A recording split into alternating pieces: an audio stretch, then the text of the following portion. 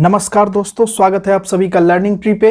और आज हम डिस्कस करने वाले हैं हमारे एक खास मित्र फ्रांस, इससे रिलेटेड एक घटना की। देखिए, ज़्यादातर जो न्यूज़ मीडिया है या फिर जो प्रिंट मीडिया है, इसने इस चीज़ को बहुत हल्के में कवर करके छोड़ दिया है। हम लोग इसे एलेबोरेटली डिस्कस करेंगे। ये द ट्रिब्यून का आर्टिकल है, इसका कट हमने यूज़ किया है।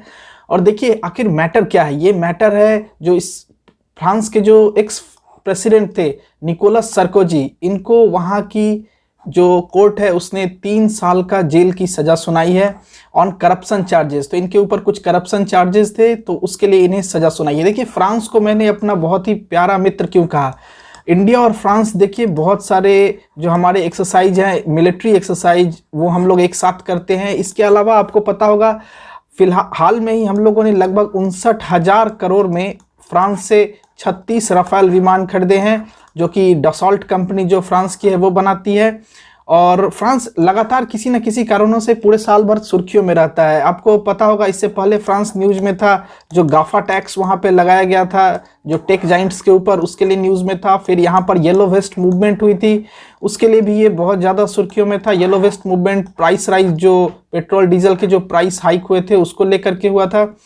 और आज अब जब हम इसे डिस्कशन करने जा रहे हैं, तब ये है on the corruption charges एलिज्ड on the ex president of France Nicolas Sarkozy, जिसे प्रमाणित कर दिया जा चुका है और वहाँ की कोर्ट ने इन्हें 3 साल का जेल की सजा सुनाई है। तो ये द ट्रिब्यून के आर्टिकल में क्या लिखा है, देखिए। Former French president Sarkozy gets 3 year jail in corruption cases.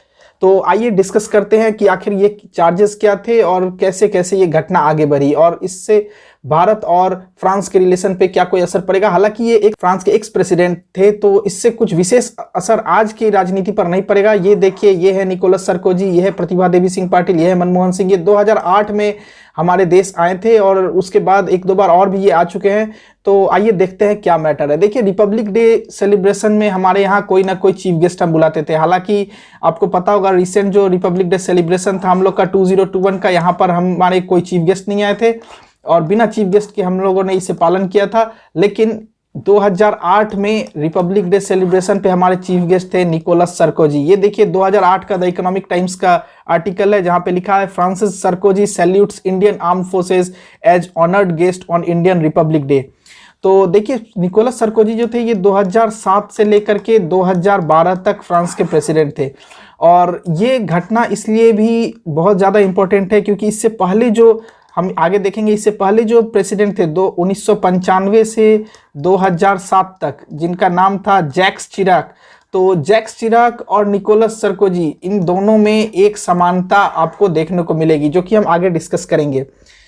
तो देखिए, ये आखिर इशू है क्या। 2007 में जब फ्रांस में प्रेसिडेंशियल इलेक्शन होने वाले थे, उस समय जो प्रेसिडेंशियल कैंपेन के लिए ऐसा एलिज किया गया था कि इन्होंने इलीगल पेमेंट्स रिसीव किए हैं फ्रॉम हायरेस, माने हायरेस का मतलब होता है मालकिन of L'Oreal, that is Lillian बेटेनकोर्ट। तो इनसे इन्होंने कुछ ऐसा बोला जाता है कि इलीगल पेमेंट रिसीव किए थे और इसके लिए इनके ऊपर चार्जेस थे। इसके ऊपर एक ट्रायल चल रहा था और इसी ट्रायल से रिलेटेड कुछ इन्फॉर्मेशन, जो कॉन्फिडेंशियल इन्फॉर्मेशन थे, वो ये रिसीव करना चाह रहे थे, वो ये मांग रहे थे फ्रॉम जज गिलबर्ट एजिबर्ट। तो देखिए, ये जो चार्ज जो अभी 3 साल का जेल का सुनाया गया है, इसमें और भी लोग शामिल हैं, जिनमें एक गिलबर्ट एजिबर्ट भी है, क्योंकि ये इन्फॉर्मेशन लीक करना चाह रहे थे, कुछ confidential information about the inquiry.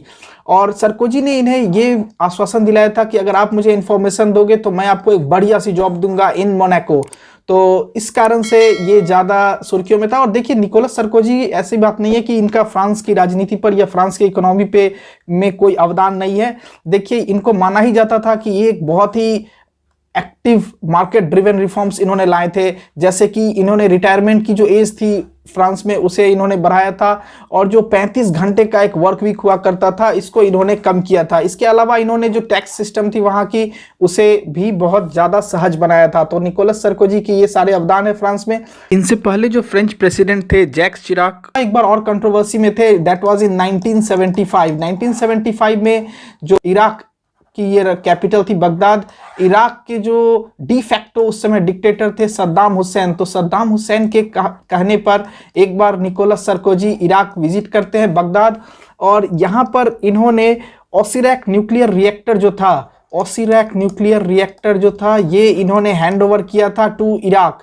और आपको पता होगा ये ओसिरैक न्यूक्लियर रिएक्टर एक बोन ऑफ कंटेंशन था इन 2002-2003, जब यूएसए ने ऐसे चार्जेस लगाए थे कि फ्रांस ने हेल्प की थी इराक को इन बिल्डिंग द न्यूक्लियर फैसिलिटी। तो देखिए आखिर जजमेंट था क्या। जजमेंट में प्रेसिडेंट निकोलस सरकोजी को गिल्टी डायरेक्ट वहां के जजेस ने फाउंड किया।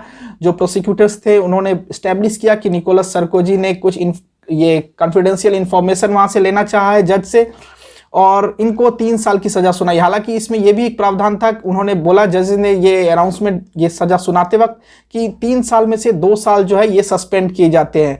तो ये क्यों कन्विक्टेड हुए थे ये हम पहले डिस्कस कर चुके हैं। About trying to illegally obtain information from a senior magistrate in 2014।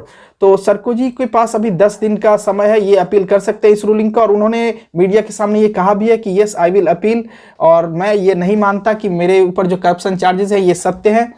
तो देखिए इसका मतलब क्या है, अगर उन्हें 3 साल की सजा सुनाई है जिसमें से 2 साल तो सस्पेंड हो चुके हैं, तो 1 साल की जो अभी भी बाकी जो सजा है, तो क्या वाकई में इन्हें जेल जाना पड़ेगा? जी नहीं, ऐसी बात नहीं है, उन्हें जेल नहीं जाना पड़ेगा, उन्हें फिजिकली जेल नहीं जाना पड़ेगा, बट उन्हें हाउस अरेस्ट का जो कंडीशन होता है, जैसे अंडर इलेक्ट्रॉनिक सर्विलेंस, उन्हें होम अरेस्ट हाउस अरेस्ट में ही रहना पड़ेगा। इसका मतलब है उनकी जो पर्सनल फ्रीडम है उन पे रिस्ट्रिक्शंस लग जाएंगे और पहले की तरह वो खुले अपनी जिंदगी को नहीं जीत पाएंगे। तो देखिए क्या ये फ्रांस में पहली बार हो रहा है? देखिए वैसे तो ये घटना बहुत ही कॉमन है, वेदर इट इज फ्रांस और एनी अदर कंट्री, ये हर देश में कभी ना कभी आपको ये न्यूज में मिलेगा, हर देश के इतिहास में।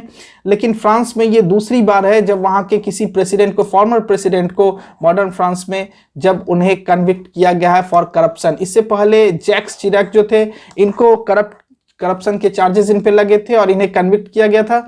तो आगे देखते हैं, जैसे निकोलस सरकोजी के पास अभी भी 10 दिन का समय है, वो बोले हैं कि मैं अपने जो ये रूलिंग है इसको चैलेंज करूंगा, और चैलेंज करने के बाद ये घटना कैसे आगे बढ़ती है, जैसे जैसे घटना आगे बढ़ेगी, अगर इसमें कुछ बड़ा बदलाव आता है तो हम फिर से आपके सामने वीडियो लेकर के आएंगे। आज के लिए इतना ही। Have a nice day.